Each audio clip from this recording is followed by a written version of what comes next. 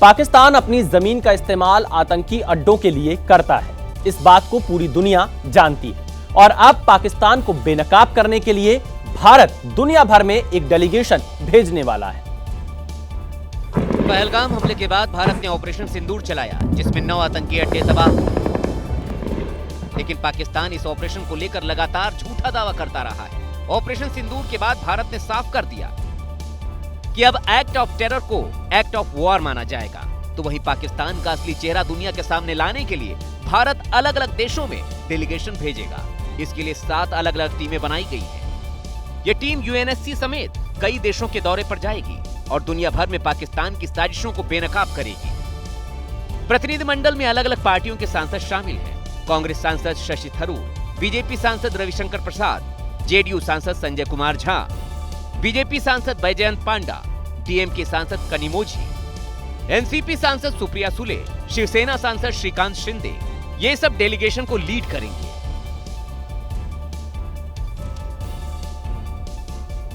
Delegation का नेतृत्व करने का मौका मिलने पर शशि थरूर ने पोस्ट कर लिखा है कि भारत सरकार के निमंत्रण से सम्मानित महसूस कर रहा हूं। सरकार ने मुझे ऑल पार्टी डेलीगेशन के नेतृत्व का मौका दिया। हाल की घटनाओं को लेकर देश के विचार को रखने का मौका मिलेगा। जब भी राष्ट्रहित में मेरी आवश्यकता होगी, मैं इंतजार नहीं करूंगा।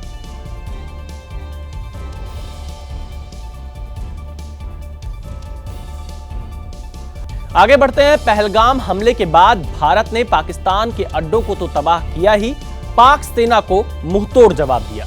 लेकिन उससे पहले सिंधु जल समझौता रोककर बड़ी डिप्लोमेटिक स्ट्राइक की गई थी। अब भारत एक बार फिर पाकिस्तान पर वाटर स्ट्राइक की तैयारी कर रहा है। पाकिस्तान के साथ सिंधु जल संधि स्थगित करने पर देश में सियासत जारी। एक तरफ तो पाकिस्तान पर हमारी सेना शौर्य का परचम लहरा रही है, तो दूसरी तरफ भारत के कुछ नेता अभी भी पाकिस्तान से बात की तरफदारी करने में लगे हैं। महबूबा ने एक बार फिर पाकिस्तान प्रेम दिखाया है।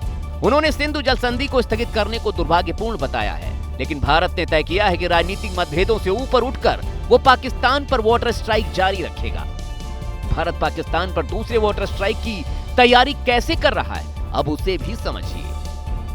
दरअसल उत्तर भारत की 3 प्रमुख नदियां चिनाब, झेलम और सिंधु, इन पर परियोजनाओं में तेजी लाने की तैयारी की जा रही है। साथ ही चिनाब में पानी कम करने की योजना पर भी विचार किया जा रहा है। रणबीर नहर की लंबाई दोगुनी करने की तैयारी हो रही है, जिसे 60 किलोमीटर से बढ़ाकर 120 किलोमीटर करने का प्रस्ताव रखा गया है। इससे भारत को चिनाब नदी का पानी 4 गुना ज्यादा मिलने लगेगा। इतना ही नहीं, भारत सरकार पाकिस्तान तक जाने वाले न सिर्फ पानी को रोकेगा, बल्कि नदियों पर परियोजनाओं का विकास भी करेगा। जम्मू कश्मीर की 3 नदियों के इस्तेमाल के लिए नई योजनाएं बनाई जा रही हैं, जिसमें बगलिहार, किशनगंगा और सलाल में बांध के गेट बंद करने का फैसला किया गया है। गति निर्धारित करने के लिए पानी के उपयोग की नई योजनाएं बनाई जा रही हैं। चिनाब, झेलम, रावी, इन पर बुनियादी ढांचे का विकास किया जाएगा। 3 नदियों पर बुनियादी ढांचे के लिए केंद्र और राज्य सरकार में MOU साइन किया जाएगा। असदुद्दीन ओवैसी पाकिस्तान को लेकर लगातार हमलावर है। ओवैसी ने पाकिस्तान को आड़े हाथों लेते हुए कहा कि अगर वो नहीं सुधरता है तो उसको फिर से सीधा करना पड़ेगा। मौका था हैदराबाद में कई विकास परियोजनाओं की शुरुआत का। सीएम रेवंत रेड्डी के साथ इस सभा में AIMIM अध्यक्ष असदुद्दीन ओवैसी भी मौजूद थे, जहां से उन्होंने पाकिस्तान को एक बार फिर लताड़ लगाई। इस वतन की को ताकतवर बनाने के लिए, दहशतगर्दी के खात्मे के लिए और इंसाफ को मजबूत करने के लिए आप दुआ फरमाइए। वो सुधरने वाले नहीं है, इतना याद रखो आप। अब आप दुआ करो, हज को जा रहे, अल्लाह उनकी दुम को सीधा करे, वरना फिर वक्त आएगा उनको और सीधा करना पड़ेगा। इस कार्यक्रम में हज यात्रियों को लेकर जाने वाली बसों को हरी झंडी दिखाई गई। ओवैसी ने हज के लिए जा रहे लोगों से देश की सलामती के लिए दुआ करने की भी अपील की। आलमियत के लिए, इस वतन की को ताकतवर बनाने के लिए, दहशतगर्दी के खात्मे के लिए और इंसाफ को मजबूत करने के लिए आप दुआ फरमाइए। नहीं मालूम आपकी किसकी दुआ में तो तासीर होगी, जो अल्लाह उन दुआओं को सुन ले। पहलगाम हमले के बाद भारत सरकार ने सिंधु जल समझौते पर रोक लगा दी। अब जम्मू कश्मीर के सीएम उमर अब्दुल्ला ने तुलबुल प्रोजेक्ट फिर शुरू करने का सुझाव दिया है, जिसका महबूबा मुफ्ती ने विरोध किया। जम्मू कश्मीर के सीएम उमर अब्दुल्ला ने पोस्ट कर कहा कि तुलबुल नेविगेशन बैराज के निर्माण को 1980 के दशक में शुरू किया गया था, लेकिन सिंधु जल संधि का हवाला देते हुए पाकिस्तान के दबाव में इसे छोड़ना पड़ा। अब जब सिंधु जल संधि को अस्थायी रूप से निलंबित कर दिया गया है तो मुझे आश्चर्य है कि क्या हम इस परियोजना को फिर से शुरू कर पाएंगे। इसके तुरंत बाद महबूबा मुफ्ती ने सवाल खड़े कर दिए। हमें ये कहना है कि तुलबुल जो है वो उसको बैराज को बनाएंगे, चूंकि इंडस वाटर ट्रीटी अब सस्पेंड हो चुकी है, तो मुझे लगता है ये एक प्रोवोकेशन है। हम कहते हैं किसी तरह से हमें यहाँ सुकून हो जाए, आराम हो जाए, तो ऐसे में मुझे लगता है हमें वो बात कहनी चाहिए जिससे अमन बढ़े, वो बात नहीं कहनी चाहिए जिससे प्रोवोकेशन हो और जंग जैसे हालात फिर से दोबारा हो जाएं। महबूबा मुफ्ती के बयान पर सीएम उमर अब्दुल्ला ने करारा जवाब दिया और उन पर गंभीर आरोप भी लगाए। वास्तव में दुर्भाग्यपूर्ण ये है कि सस्ते प्रचार के लिए और सीमा पार बैठे कुछ लोगों को खुश करने की अपनी अंधी लालसा के साथ आप ये स्वीकार करने से इनकार करती हैं कि सिंधु जल संधि जम्मू कश्मीर के लोगों के हितों के साथ सबसे बड़ा ऐतिहासिक विश्वासघात है। मध्य प्रदेश में बीजेपी नेताओं के बयान को लेकर सियासी घमासान जारी है। अब पूर्व केंद्रीय मंत्री और बीजेपी सांसद फग्गन सिंह कुलस्ते की जुबान फिसल गई जब उन्होंने पाकिस्तानी आतंकवादियों का हमारे आतंकवादी कह दिया। मध्य प्रदेश में मंत्री विजय शाह और डिप्टी सीएम जगदीश देवड़ा के बाद अब पूर्व केंद्रीय मंत्री और मंडल से सांसद फग्गन सिंह कुलस्ते की भी जुबान फिसल गई है। उन्होंने पाकिस्तानी आतंकवादियों को हमारे पाकिस्तानी आतंकवादी कह दिया। सेना के अधिकारी हम सबके लिए गौरव का विषय है, भारत के लिए, कि पाकिस्तान के जो हमारे आतंकवादी लोग हैं उनको मुंहतोड़ जवाब दिया। उनके पुलिस दुर्भाग्य से हमारे मंत्री ने कुछ बोला है। इससे पहले मध्य प्रदेश के डिप्टी सीएम जगदीश देवड़ा ने भी सेना पर विवादित बयान दिया। उन्होंने पीएम मोदी की तारीफ करते करते सेना पर ही विवादित बयान दे डाला। और यशस्वी प्रधानमंत्री जी को हम धन्यवाद देना चाहेंगे और पूरा देश की वो सेना, वो सैनिक उनके चरणों में नतमस्तक है। उनके चरणों में पूरा देश नतमस्तक है। उन्होंने जो जवाब दिया है उसकी जितनी सराहना की जाए, जितना कहा जाए, एक बार उनके लिए जोरदार ताली बजा करके कर्नल सोफिया पर विवादित बयान देने वाले मध्य प्रदेश के मंत्री विजय शाह की याचिका पर सुप्रीम कोर्ट ने सुनवाई 19 मई तक टाल दी है। उधर कांग्रेस ने आरोप लगाया है कि विजय शाह को राज्य सरकार का संरक्षण मिला हुआ है। सरकार विजय शाह को बचा रही है। कर्नल सोफिया पर विवादित बयान देने वाले विजय शाह के वकील ने सुप्रीम कोर्ट से नए दस्तावेज दाखिल करने की इजाजत मांगी, जिसे कोर्ट ने मान लिया और सुनवाई 19 मई तक के लिए टाल दी। विजय शाह ने मध्य प्रदेश हाईकोर्ट के फैसले को चुनौती दी है। हाईकोर्ट ने विजय शाह के खिलाफ एफआईआर दर्ज करने का आदेश दिया था। उधर विजय शाह की बर्खास्तगी की मांग को लेकर कांग्रेस हमलावर है। कांग्रेस ने भोपाल में राजभवन के सामने धरना दिया। कांग्रेस का कहना है कि जब तक विजय शाह हटाए नहीं जाते, कांग्रेस का विरोध प्रदर्शन जारी रहेगा। कांग्रेस ने सरकार और पुलिस पर विजय शाह को बचाने का आरोप लगाया है। तो मुझे तो लगता है कि कहीं वो अज्ञात नहीं हुए हैं, कि मुख्यमंत्री जी को पता है कि कहाँ रुके हुए हैं। मुख्यमंत्री जी का स्पष्ट संरक्षण है। वहीं सीएम मोहन यादव ने कांग्रेस पर पलटवार किया और कहा कि कांग्रेस ने कभी नैतिकता का पालन नहीं किया। न्यायालय के समक्ष सारा मसला है, तो न्यायालय से बढ़ के तो वो नहीं हो गए। और जिस बात को लेके वो नाटक बता रहे हैं, नेता प्रतिपक्ष पे भी मुकदमा था, वो इस्तीफा अपने नेता प्रतिपक्ष से मांग ले। ऑपरेशन सिंदूर पर सियासत जारी है। प्रधानमंत्री ने 25 मई को एनडीए शासित राज्यों के मुख्यमंत्रियों और उप मुख्यमंत्रियों के साथ एक बैठक बुलाई है। इस बैठक में ऑपरेशन सिंदूर और उसके बाद की राजनीतिक स्थिति पर चर्चा हो सकती है। इस बैठक पर कांग्रेस ने सवाल उठाए हैं। भारत और पाकिस्तान में जैसे जैसे तनाव कम हो रहा है, सियासी घमासान तेज होता दिख रहा है। देश के कई इलाकों में तिरंगा यात्रा निकाली जा रही है। वहीं पीएम मोदी जल्द ही एनडीए के मुख्यमंत्रियों संग बैठक की तैयारी में, जिस पर कांग्रेस ने सवाल उठाए हैं। कांग्रेस महासचिव जयराम रमेश ने एक्स पर लिखा कि प्रधानमंत्री ने 25 मई को केवल एनडीए शासित राज्यों के मुख्यमंत्रियों की बैठक बुलाई है ताकि ऑपरेशन सिंदूर से राजनीतिक लाभ उठाया जा सके, लेकिन अब वे चाहते हैं कि पाकिस्तान से होने वाले आतंकवाद पर भारत का रुख स्पष्ट करने के लिए सभी दलों के सांसद विदेश जाएं। राजनयिक पहल की सख्त जरूरत है, लेकिन ये दोहरे मापदंड क्यों? कांग्रेस ने ये भी सवाल उठाया है कि सरकार ने पहलगाम आतंकी हमलों और ऑपरेशन सिंदूर पर 2 सर्वदलीय बैठक की, लेकिन दोनों बैठकों की अध्यक्षता रक्षा मंत्री राजनाथ सिंह ने की। कांग्रेस संसद के विशेष सत्र की मांग भी कर रही है, लेकिन सरकार सहमत नहीं है। वहीं पार्टी का ये भी कहना है कि उसने सरकार के हर फैसले का समर्थन किया, लेकिन बीजेपी लगातार कांग्रेस पर हमलावर है। सोचिए आप जिंदा हैं, लेकिन उसके बाद भी आपका डेथ सर्टिफिकेट बना दिया जाए। जिंदा होकर भी आप अपने होने का प्रमाण न दे पाए, ऐसी कहानी सिल्वर स्क्रीन पर आपने कई बार देखी होगी। लेकिन हरियाणा के यमुनानगर की समीना इसकी जीती जागती गवाह है।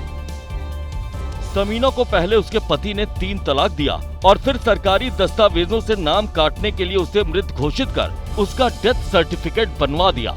समीना की माने तो इस षड्यंत्र में उसका पति, ससुर और नंबरदार शामिल हैं। मेरे ससुर ने और मेरे घर वाले ने, हमारे गांव के नंबरदार राजकुमार ने मेरा डेथ सर्टिफिकेट बनवा दिया। मेरा जीती जागती मैं आपके सामने खड़ी हूँ।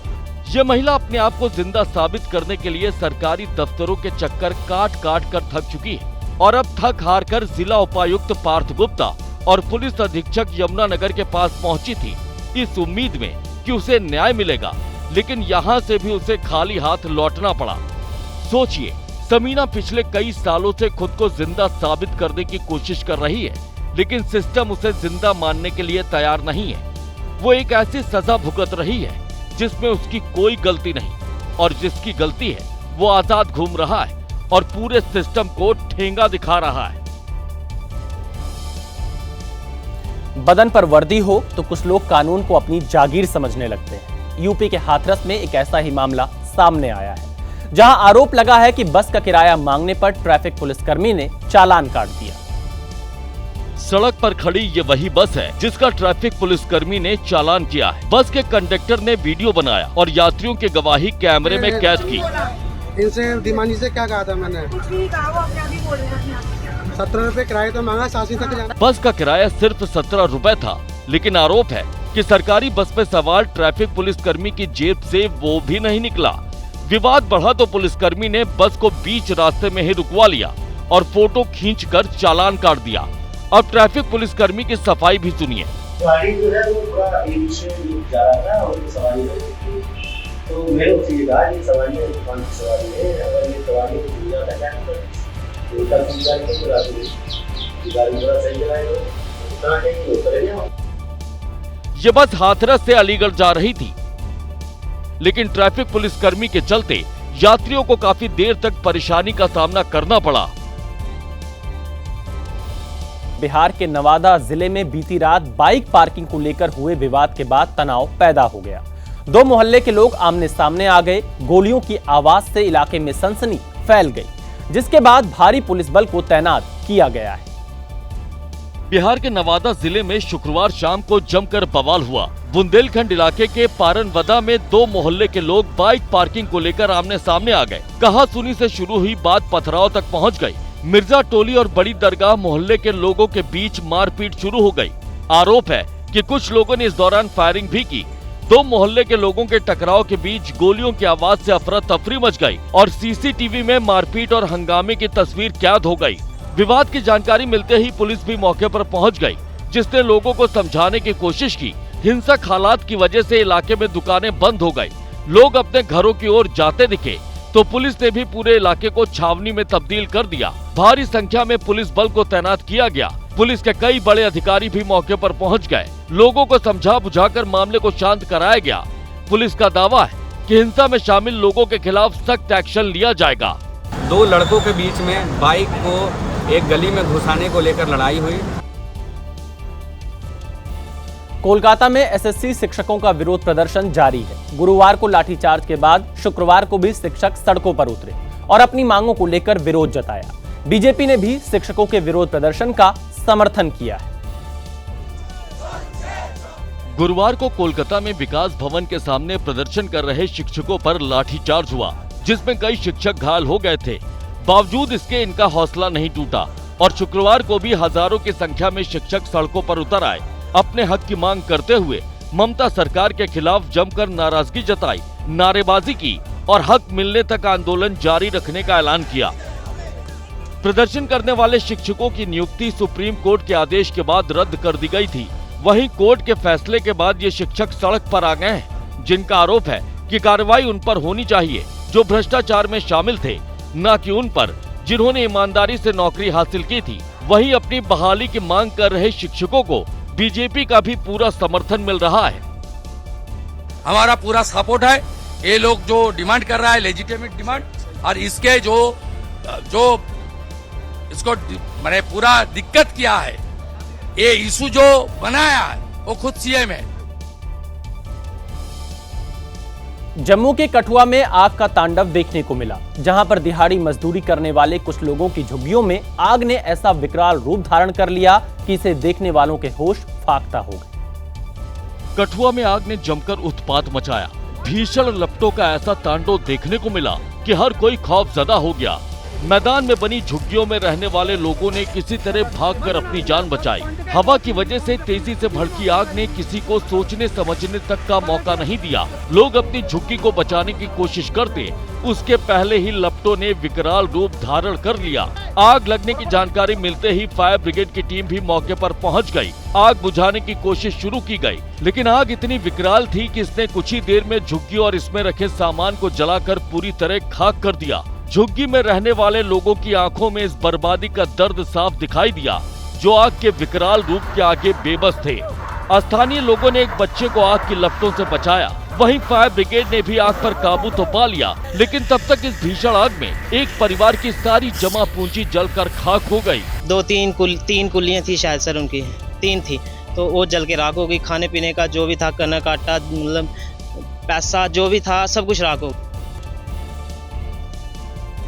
लखनऊ के किसान पथ पर चलती डबल डेकर बस में आग लगने के मामले में बड़ा एक्शन हुआ है। यूपी परिवहन विभाग ने आरआई गोरखपुर को सस्पेंड कर दिया। साथ ही बस कंपनी के खिलाफ भी कड़ी कार्रवाई की तैयारी की जा रही है।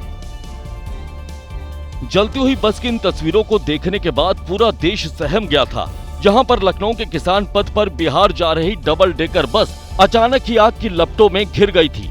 इस हादसे में 2 बच्चों समेत 5 लोगों की मौत हुई थी। सुरक्षा में लापरवाही के आरोप लगे थे, जिसे लेकर यूपी परिवहन निगम ने भी जांच की तो आरोप बिल्कुल सही पाए गए, जिसके बाद एक्शन शुरू हो गया है। तत्कालीन गोरखपुर आरआई राघव कुशवाहा सस्पेंड किए गए। बिना फिटनेस सर्टिफिकेट बस चलाने की जानकारी मिली। परिवहन विभाग की एनीवेयर फिटनेस स्कीम के दुरुपयोग का पता चला। बस बॉडी कोड के उल्लंघन की बात सामने आई। अब 1 साल में विभाग एनीवेयर फिटनेस के सारे डाटा निकालेगा। 1 साल में रजिस्टर हुए एनीवेयर फिटनेस मामलों की दोबारा जांच की जाएगी। हादसे का शिकार हुई बस पर कुल 66 चालान हुए थे। बस में 80 से ज्यादा यात्री सवार थे, जबकि मानक के हिसाब से सिर्फ 80 सीट होनी चाहिए थी। फिटनेस में कुछ दिक्कतें थी। इसमें ऐसा लगता है कि फिटनेस वास्तव में बस वहां नहीं गई थी और उसके फोटोग्राफ्स अपलोड कर दिए गए थे। वाराणसी में सामूहिक विवाह कार्यक्रम में खाने को लेकर हंगामा हो गया।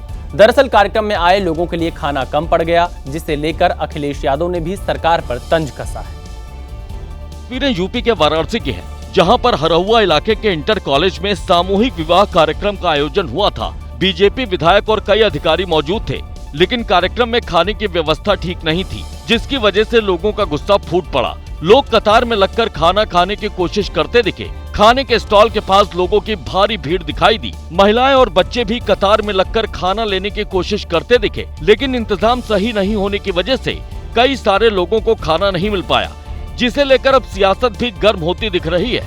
इन तस्वीरों के सामने आने के बाद समाजवादी पार्टी के अध्यक्ष अखिलेश यादव ने तंज कसा है और सोशल मीडिया एक्स पर वीडियो डालकर पोस्ट किया है। वाराणसी में मुख्यमंत्री सामूहिक विवाह समारोह में भूखे लौटे 100 दूल्हा दुल्हन। मंत्री विधायकों के सामने हंगामा, खाना छोड़कर भागे कर्मचारी। भाजपाई कोरोना दान का तो खा गए, अब क्या कन्यादान का भी? शर्मनाक। भले ही अखिलेश यादव ने इस पर तंज कसा हो, लेकिन सामूहिक विवाह कार्यक्रम का आयोजन कराने वाले अधिकारी इसे सामान्य बता रहे हैं।